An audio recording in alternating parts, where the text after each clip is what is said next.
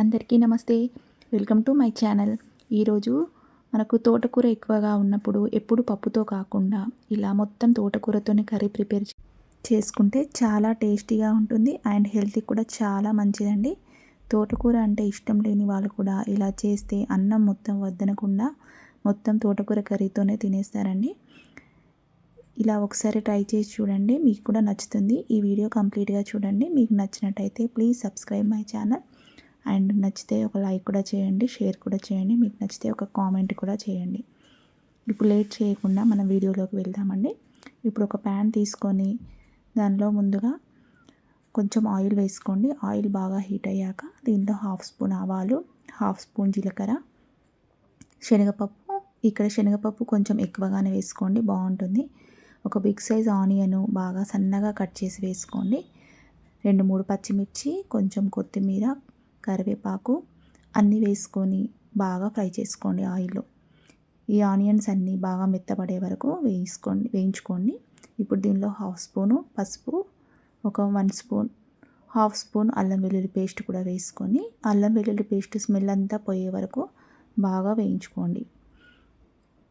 ఇప్పుడు దీంట్లో కొన్ని పచ్చి బఠానీలు తీసుకుంటున్నానండి. ఇవి కూడా అక్కడక్కడ తగులుతుంటే చాలా బాగుంటుంది. ఇప్పుడు సీజన్ బఠానీలు వస్తున్నాయి కదా, ప్రతి కర్రీలో ఇలా వేసుకోవచ్చండి. ఇవన్నీ బాగా ఫ్రై చేసుకున్నాక ఇక్కడ 2 టమాటోస్ను చిన్న చిన్న ముక్కలుగా కట్ చేసి వేసుకోండి. ఇలా టమాటాలన్నీ వేసుకున్నాక ఇప్పుడు దీంట్లో ఒక 1.5 స్పూన్ కారం వేసుకోండి.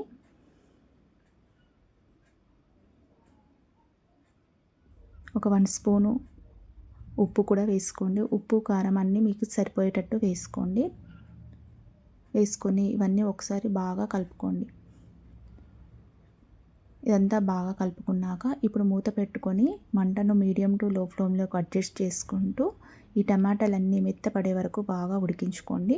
ఇప్పుడు తీసి చూడండి, ఆయిల్ అంతా మీద తేలింది, టమాటాలు కూడా బాగా ఉడికాయండి.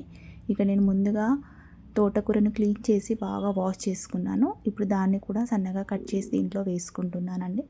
ఇప్పుడు మూత పెట్టుకొని మళ్ళీ ఒక 5 మినిట్స్ ఈ తోటకూర అంతా మెత్తపడే వరకు ఉడికించుకోండి. ఇప్పుడు మూత తీసి చూడండి, ఈ తోటకూరనంతా ఒకసారి ఇలా కలుపుకోండి.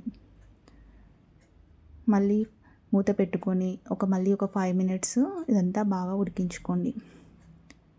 ఇప్పుడు మూత తీసి చూడండి. ఇప్పుడు దీంట్లో కొంచెం వాటర్ వేసుకోండి. వాటర్ వేసుకుంటే అన్నీ బాగా మెత్తగా ఉడుకుతాయి. ఇప్పుడు ఒకసారి అంతా కలుపుకోండి. ఇప్పుడు దీంట్లో ఒక 1 స్పూన్ ధనియాల పొడి, కొంచెం పల్లీలు వేయించుకొని పొడి చేసుకున్న పల్లి పొడి, కొంచెం కొబ్బరి పొడి అన్నీ వేసుకొని ఇవన్నీ బాగా కలుపుకోండి. వీటితోని ఫ్లేవర్ బాగుంటుందండి, మనకు టేస్ట్ కూడా చాలా బాగుంటుంది. మూత పెట్టుకొని మళ్ళీ ఒక 5 మినిట్స్ వరకు ఉడికించుకోండి.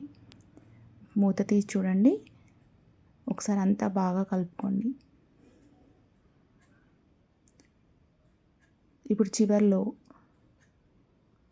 వెల్లుల్లిపాయలు దంచుకొని వేసుకుంటే ఇది ఇంకా బాగుంటుందండి. ఇలా చివర్లో వేసుకొని మూత పెట్టుకొని స్టవ్ ఆఫ్ చేస్తే మనకు ఈ కర్రీ ప్రిపేర్ అయిపోయినట్టే. ఇది రైస్లోకి చాలా బాగుంటుందండి. ఇష్టం లేని వాళ్ళు కూడా చాలా ఇష్టంగా తింటారు. ఒకసారి మీరు కూడా ట్రై చేయండి. ఈ వీడియో కంప్లీట్గా చూసినట్టయితే please subscribe my channel and ఒక లైక్ కూడా చేయండి, షేర్ కూడా చేయండి. మీకు నచ్చితే ఒక కామెంట్ కూడా చేయండి. Thank you for watching.